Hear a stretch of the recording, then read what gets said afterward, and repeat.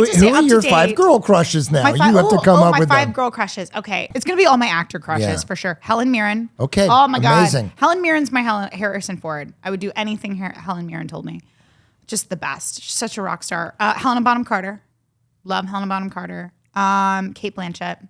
Yeah. God, there's so many. I could go on I have forever. a man crush on Kate Blanchett too. Wow. No, I mean, I like her. You know what I'm saying? I do. One more. There's so many, honestly. I know, like it's hard, right? It's hard to fill those holes.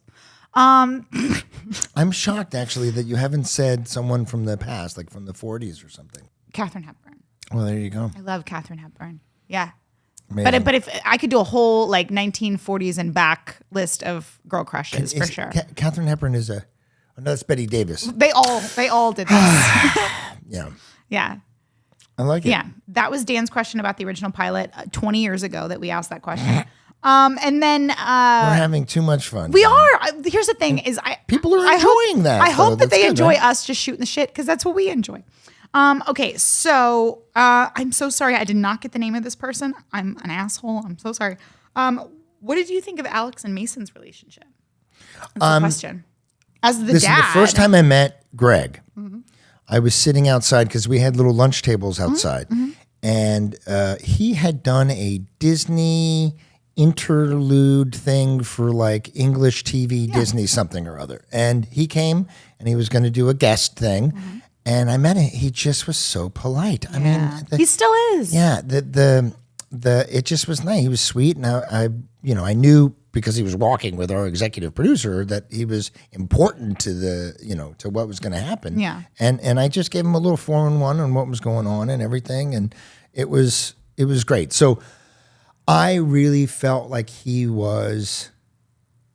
Mason's character was so sweet and sincere and just Which couldn't I feel like and loved Alex. And you really could see that. The chemistry between the two of them was really nice. I think it was a beautiful. Yes, I agree with all of that. I think it was a beautiful depiction of first love. Yeah. And I think that was lovely. And what I loved about Greg when he came on is he was so sweet. He was so genuine and so polite.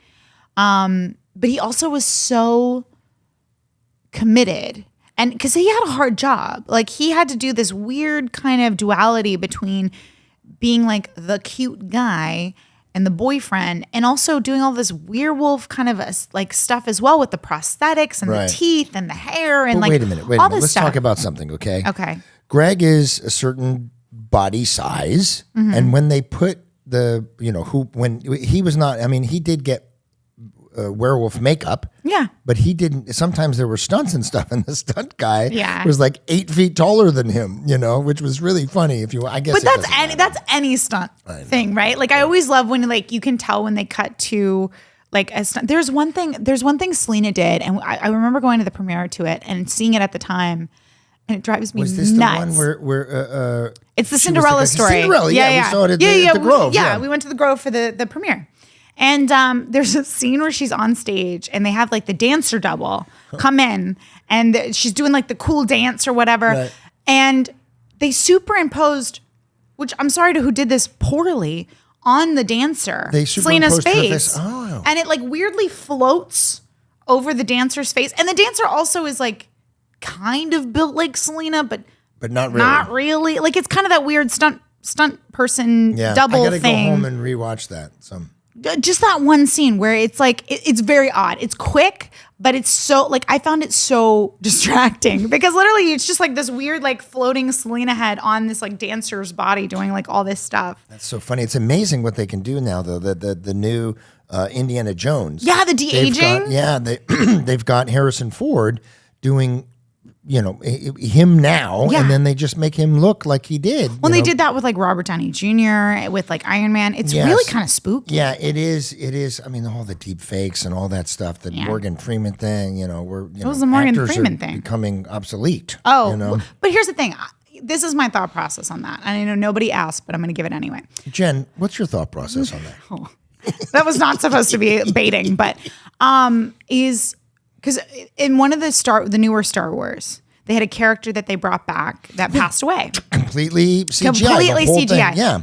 But here's the thing, is I think that there's something innately in us as human beings that we can tell. We can tell when something's not human, that there's not like a soul or whatever you want to believe in, some kind of like anchoring, like human thing in there. We can tell. Yeah. And so anytime, and I think back to the movies where it's all been CGI or it's all been like motion capture, there's something as good as the technology gets, there's still something inhuman about it. And I think your brain kind of like clicks to that. Yes, I agree with you. And I think that's why actors will never be obsolete, because it's the connection is why we exist. I understand, and I hope that you're right. And I tell myself as I'm like, you'll always have a job. I will say this, though, as much as I agree with you. Yeah. The masses are playing these video games where But that's the different. characters, but I'm saying they're getting more used to that. In the same way that in the video games, you shoot 100,000 people in 2 minutes, we're desensitized.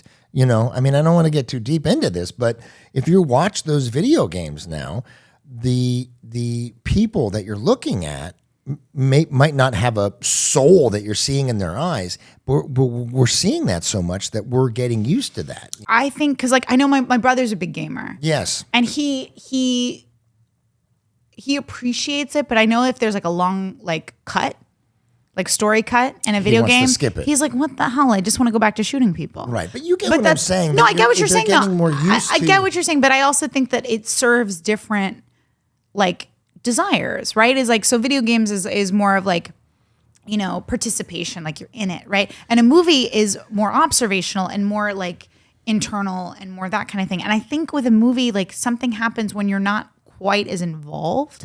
You have more time to sit back and kind of notice that they're not. And I think also too with video games, there's that expectation that there's going to be kind of a disconnect. Yeah, that's true. Because the connection That's true. comes from being like a first person shooter or something. That's When an we excellent shot Alex question. versus Alex, Yeah. you know, you want to match things. So there was two Alexes. Yes, poor Selena had to do everything twice. Yeah, She was and exhausted that shoot. there's a crane that the camera was on that was digitally moved.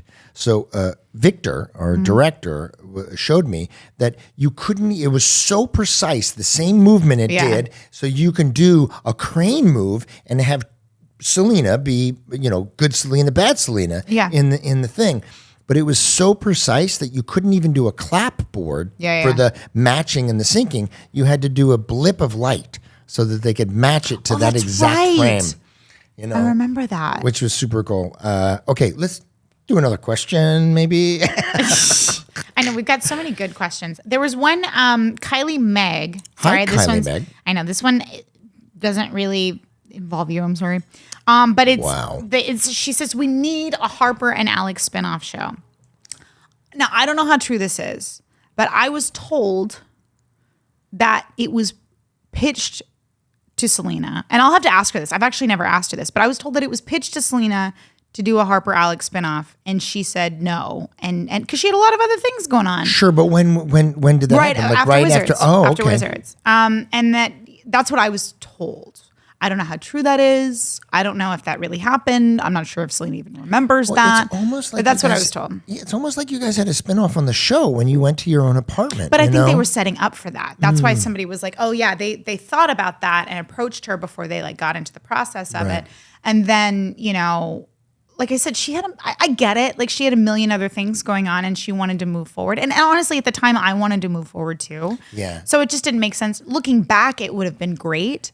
But the thing is like where we both were at that time, like we just wanted to explore other things. Yeah, and also, I mean, listen. But they were, from what I was told, trying to set up for the potential of that. Well, clearly. But like I said, I don't know how true that was. Right. Well, I mean, they moved you guys into an apartment, and that's Like you I know, said, the beginning that of could have just been somebody bullshitting me. But you know, who knows? The interesting thing is, and I'll ask you this question.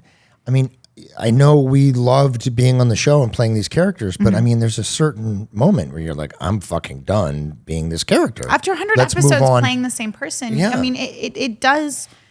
As much as like I love Harper, and I know that you love playing Jerry too, because like once you play a character that long, you get to know them so well, and they become part of who you are. I mean, Harper's still in there. Like there's certain things where I can snap into her so quickly because she's like a best friend or something. I mean, no pun intended, but like she is.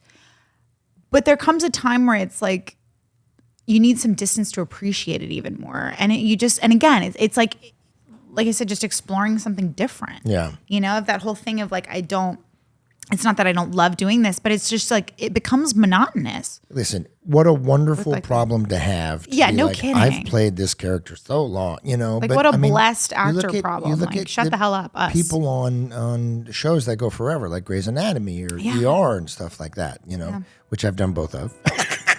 Thanks so much for watching that clip of Wizards of Waverly Pod. If you want the full episode, head over to our Wizards of Waverly Pod YouTube channel at the link in the description. And if you just can't get enough and you want exclusive weekly bonus content, join our Patreon now. There's a link in the description for that too. Imagine that. Thanks for tuning in.